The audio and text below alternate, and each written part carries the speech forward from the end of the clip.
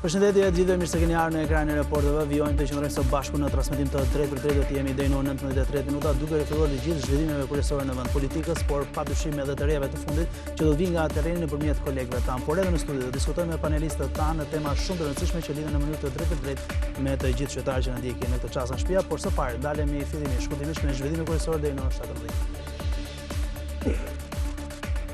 Me një rezultat të thellë, Claudian Brau zgjohet si drejtuesi i ri i prokurorisë së posaçme antikorrupsion. Me një karrierë 18 vjeçare i mori votat të 7 anëtarëve të KLP-s, duke lënë pas kolegun Adnan Xholi me 3 vota dhe Elvin Gjokaj me vetëm 1 vot. E vetmja gruaja kandidate Doloreza Musabedhiu nuk mori asnjë vot. Procesi gjashtorësh u ndoq nga afër nga ambasadorët e SBA-s, BE-s dhe Britanisë, ndërsa kreu i delegacionit evropian Silvio Gonzato në një reagim pas votimit tha se e mirëpret bashkëpunimin me kreun e ri të SPAK-ut.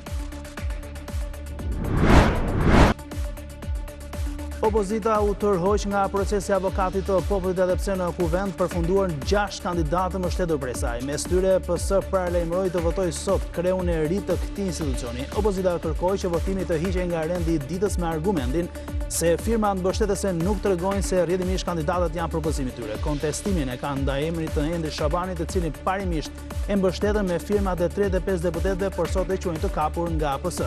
Majoranca këmbguli se procesi është i rregullt pasi kandidaturat i solli Partia Demokratike.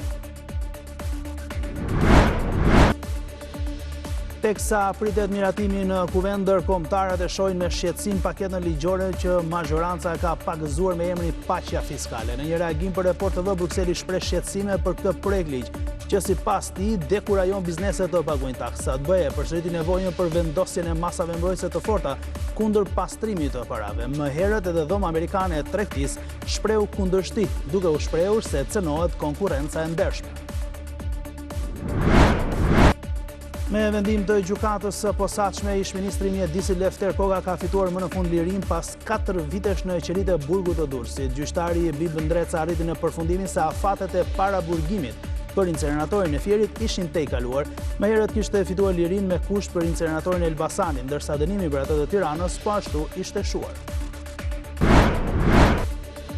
Shqipëria po përgatitet për të marrë pjesë në Bienalen e 61 të artit në Venecia. Projekti që do të na përfaqësojë është një vepër e artistit Gendi Korini, A Place in the Sun. Artisti ndërthur video instalacione, pikturë, skenografi dhe element vizual që vën përballë idealet e së kaluarës me realitetet e sotme.